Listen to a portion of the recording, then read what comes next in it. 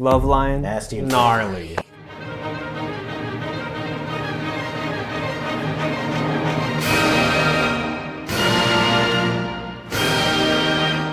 NiziU, NiziU, NiziU, NiziU, NiziU. Love line. NiziU. Do we? Have we? I don't think I haven't listened to any. This is your first time. I've never even heard of this guy. Reacting to the girl group NiziU. They are a girl group formed on a competition show run by JYP, I believe, called the Nizi project. They consist mostly, I think, all of Japanese members, but they do promote in both Japan and Korea. And this is their Korean comeback, Love Line. The Korean title being Unmyeong-song, meaning the line of destiny. Unmyeong-song.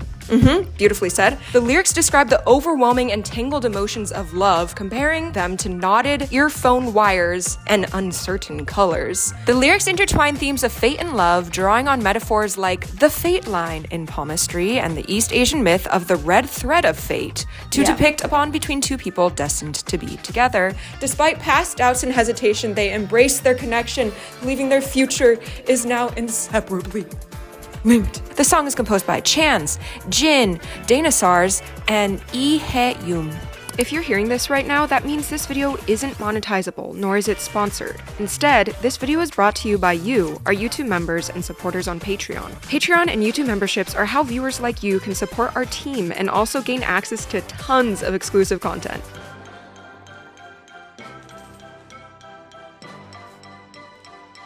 Okay, here's some dominant stuff. The circle of fifths is like... Thank you so much to all of you who already support us. We really couldn't keep doing this without you. And now, back to the video. They're gonna untangle their headphone cords. Yes. Do cable management. The line of destiny. Love line. 3, 2, 1. NiziU. Oh. Oh my goodness. Giving like Corey Wong vibes. Yes, absolutely. Nice. This is awesome. Oh, we're getting funky in here. Dude, oh look at my that. god. Really cool use of space to create like. Oh, it sounds so open. Yeah, like right there, it's almost like it skips. Yeah. You know what I'm saying? 1, 2, 3, 4, and 2, 3, 4. Oh, this we got a little boozling in there. Nice background vocals fading in. The way they're avoiding it getting old is they add that hi-hat. Nice guitars. Oh, cool, cool. Whoa. Whoa. Whoa. Huh? Crazy. Where are we going harmonically? Is this the right key now? we Wow. started? No, it's not. Jesus Christ. Oh, kind of soft landing. Oh, Fire. cool. That was Fire. clean production.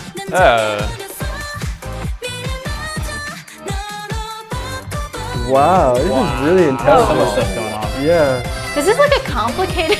Yeah. so there's complicated. So much happening. We keep on pivoting. Yeah. Ah. Ah. Chromaticism. Yes. That was a lot in that, That was section. a Oh my god. lot. So the chorus and the first verse are actually in the same key. It's just that pre-chorus thing. It like dips to A major. It's so funny because we go from this like really the most, like, cutesy... Standard circle of fifths, and then the pre-chorus like- goes a bunch of places, and then the chorus goes not quite so many places, but keeps leading. Oh, they almost have like the Jersey Shore. Jersey Shore? Yeah. Jersey Club. Oh my gosh, yeah. This is how we pivot to a half step Wow. lower, A major. vocals. It's also funny because it starts out sounding like it just starts out with a 2-5-1, so it sounds like it's just going to be normal. That's cool. Woo! The production. These syncopations are insane. I like that. That's synth line every mixer? time. Wow. All this glitchy stuff going on, but the beat is still like hard the whole time. Where are we? How are they doing that with their hands? We'll go over it. We'll go over it. Because I want to learn. Oh! We're back Oh, in. yes. New key. We actually key. modulated a half step higher. That feels like a 316 bar because the way they accent it. Yeah. This rocks so hard. That's so good. Oh my god. That's so good. The chord progression here was crazy. It's wild, yeah. The melody over it too. wild. They did it again. Oh. Whoa, do you hear? Yeah. That's so dense. That's so dense. I'm in a different key. Wow. Just that last little run is like unheard of. The video's still going. Wow. That's great. Cupid cat certificate. Nice. Now they're level 2. What is going on? Okay, yeah, I got turned around, but yes, you are right. A song that turned Sean around. Wow. Good job. We went, yes, we were, the chorus was overall hanging around G, and then the last one was hanging around A flat. It's not just that we're sequencing around the circle of fourths, it's that we're doing modal mixture and there's like a lot of chromaticism, and that's what makes it so unique. It's very, very rare that I've heard. I think this is like the only song that I've heard such like a chromatic sequence. Right. It's a big chain of dominance. I don't remember the melody. I just heard the song once. So like there's 5 of G, which has been kind of where it was hanging around. And then we have this, and it sounds like it's gonna go there, except we get this, and which then turns into a dominant of C. And then that again turns into a dominant of F. And then we end up in D flat. Roughly, we can describe it as circle of fifths. It's circle of fifths, but like until the last one, they're all like dominant chords. So like, it's not just like a... So that's if it wasn't dominant. Yes, if it were just like 3, 6, 2, 5, 1 in B flat, but instead it's... And there are a lot of suspensions, so like you don't hear exactly that it's gonna be a dominant chord immediately, so... That sounds so classical. Well, yeah, it's a very classical thing to do harmonically. Yeah. Like, Romantic era had a whole bunch of this sort of thing. It was just like chaining dominants together. And like, on one hand, I think the sort of dominant to tonic progressions are some of the least interesting parts of the classical tradition. On the other hand, they did, toward some of the later parts of that, really figure out how to push it, where it's just like, okay, we can take a dominant and then we can kind of hint toward the tonic, but we don't actually have to hit the tonic because then we can just hit another dominant, and you can just have this music that's constantly like falling forward because everything leads into the next thing because there's such a strong syntax of what a leading chord sounds like. If you can't really hear what else is happening, then the sequence can seem like, oh, that's a little predictable. Like, yeah. It's very well done. Yes. So like almost the chromaticism of the melody is what's most eye-catching, but really the melody chromaticism is mostly decoration. Right. But the progression itself is super elegant. Yes, for sure. So good. You're getting, I think there is a minor ninth over this to make it a little spicier. But then when you first hit this, you're not, it doesn't immediately hit that, it hits this, so it's like, oh, okay, that could go to a normal 6th chord. Nope, it's a 5 of 2. And then, okay, that's a 2 chord. Nope, it's a 5 of 5. And then, okay, that's a 5/7 chord. And then, so yeah, almost everything's starting above like the main chord tone. So it's either a suspension or like a ninth going down to the octave. I need to listen to the chorus again. Yeah, we can do this, and I can actually learn what the real melody is and not the very simplified melody. 106.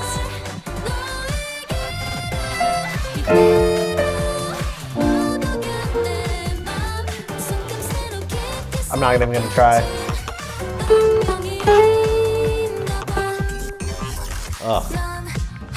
This is nasty. That is nasty. Love line. Nasty and Gnarly. Gnarly. I love, That is you gnarly. hear that line in a lot of some vocal jazz or this style.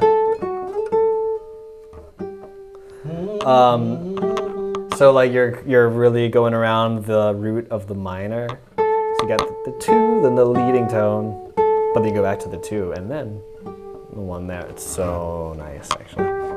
I think while this harmonically takes us on a nice journey, I would call it a little bit of a roller coaster. I think the most satisfying and addictive part of the song is what happens rhythmically in the chorus. How they take out some of the beats and hit on like an offbeat, or they like repeat some of the beats so it sounds fluttery. Some of those syncopations in the chorus like shocked me. I was holy Dude, first time cow. the chorus hit, Yeah. Like whoa. Yeah, I love when like there's just like a wall of synth sound and then they just like chop it up so that way it just sounds super like sticky and you're like, whoa, what the heck? It's like disorienting for a second, but then it's a cool blend of novelty and consistency. You hear it for the first time, you're like, whoa, that's super weird. But then the way it works in the phrase and then the way they repeat it enough times that it justifies itself. Okay. I think for me, what made it so weird in that section, they have like the first measures 1, 2, and 3, 4, and E. Right? See if I can do this 2 hands. This is the quarter note. 1, 2, 3. Right? 1, 2, 3. Right? So at the end, when they do those syncopated hits on the end and the E, a subdivision drops out. Really, like everything drops out. Everyone does these 2 syncopated notes, like the voice sort of like holds a note over or maybe sings. But because there is no subdivision and no feeling of 1, to me, it feels like an elongation of the 4th beat. Yeah. So that way, what would it be? Like 17/16. It feels like a 17/16 bar in a way. So it feels like, and then that is where the downbeat is, right? Right? Yeah. So it just feels like it's just a little longer. And then it's like, I think it comes back on beat 2. And so you're like, oh crap, no, we're actually still in 4/4. And it does it like a couple times. And then after 4 beats of that, it gets into sort of a regular feel. Yeah, because they start doing, right here. Hold on. This is the last measure. And then here. 1, 2, and 3. 1, 2, and 1. And then it switches here. But then it goes back to 1, 2, 3, with the bass drum. And then we're back into it. So it kind of throws you off for a second, then gives you a sort of regularity and you can latch onto that. And then it's like, just kidding. Yeah, we're going right back into that, but not exactly because now it's only like the lower frequencies who are doing that E and everything else is staying in time. So you still sort of get that comfortness in a way at the end. And then it just changes, and then you're like a little lost again. Because I feel like you finally got into a groove. So like, okay, down, da da da da da da da da beat. Yeah. Ba di ba ba. Like you're expecting that, but instead they're like bam bam. Like Yeah, having the percussion follow that, I think, is what really does it. Like the first time, I think he's still saying the same rhythm, but without the percussion sort of stopping it.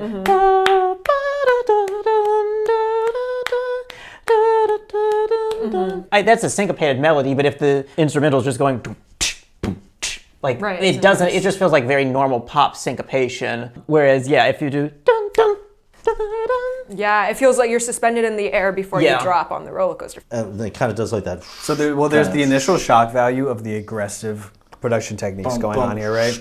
The panning, the gating, the glitchiness of it. I'm kind of questioning, like, does a chorus like this with this kind of song, does it need to have like the glitchy stuff in there to like get the idea across? I think they kind of had a good thing going with like this like real like funk influence that they had. See, this is an example of one of those things where if it's well done, then I welcome some kind of a change like that. Yeah. If it was done poorly, then, you know, maybe I'd feel differently. But I thought it was pretty cool. It is well done. There's also something ear-grabbing just immediately from the start. You said it was just like a lot of style changes. A lot of texture. Like, changing which instrument had the main focus. I'm really putting a lot of effort on you to be able to like voice everything. Oh, see, right there, that's the chord progression in the chorus, except just like chopped into bits. Really? Yeah, it's like, and then it goes to the G. Wow, but it's so staccato that it doesn't give that modal mixture type of feeling. Just and then add something there. Oh, also the piano, they've cut off the notes, so like it's not like a natural. Granted, this is an electronic piano, so it's not truly natural, but like that has a much softer decay. Like this is just it has an artificially fast release on the notes, which is giving them just like a little slightly surreal sound. Right, so it's like the first hit is piano, the second hit is synth, the third is guitar. Like it was. Oh yeah.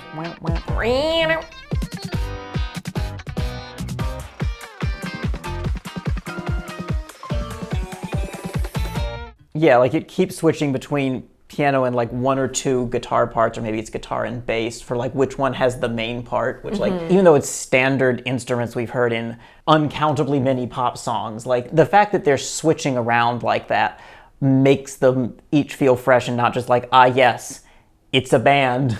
Should we just find like some of the guitar parts from the verse? Because there's some stuff going on in the verse as well. There's a lot of really muted stuff in there. It's kind of like bluesy riffage. Yeah.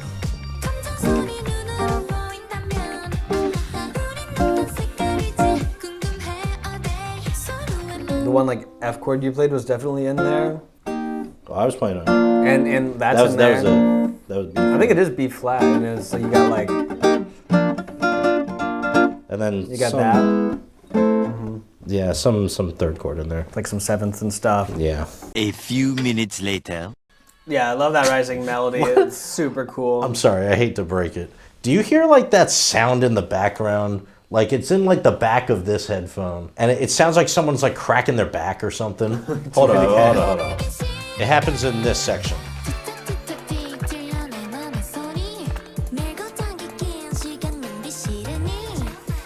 You hear it? It's the guitar. Is that a guitar? It's the guitar. No, that is not. That is someone breaking their. That's someone cracking their neck. No, that is not. Hold on. Yeah, dun dun dun da dun dun dun da dun. Well, and they add that is a crunchy sounding guitar they got in there. Yeah, well, so it's the funk guitar style. They got a lot. It's a lot of cutting through, a lot of mids and trebles cutting through. It's that electric guitar sound. It's plugged into an amp. It's that is just crunchy. It's got. That's not like wake up in the morning, your neck slept wrong, and you just, oh my God. Yeah. That was crazy. Meanwhile, the entire texture here is so fascinating. The synths in the back are almost haunting, but then you have this really like pumped up, busy bass line that totally hits. And then the melody is like, very simple, very So straightforward. yeah. It like pushes you forward into like this kind of like, I don't know how to feel right now. Right, I have like yeah. no idea what to feel, but they're taking me with them anyway. The verses are like pretty conventional elements, like done nicely, but yeah, I guess it's the point that they can relax. I think the verse progression is 2, 5, 1, 5 of 2. So it's just a very standard circle of fifths progression with a little tonicization, but like just one quick. The fact that they use similar means does make the song sort of probably feel more unified because it's a similar type of harmonic approach. The pre-chorus is really where it's working in a different way harmonically. Ooh, 4/7. How did we get to A? Hold on, we gotta go back. one eternity later. So looking at our There work, you have it, folks. Those are the chords. Let's go. So in layman terms, what happens in this pre-chorus? Oh, in layman terms, I don't even know. How do you even say this in layman terms? It's like, it's just gonna sound like jazz slop. C# is more so a chromatic Yeah. dissension into C. It's a cool way of getting into 2-5-1. I feel like ultimately the bones of the pre-chorus are still like this 2-5-1 progression. So it's kind of like chromatic walk down to here, and then this is the major of R2. So it's kind of like walk down, major, major minor into a 2-5-1. And then this is kind of like a 2-5-1 of E flat a little bit. We had this, Yeah.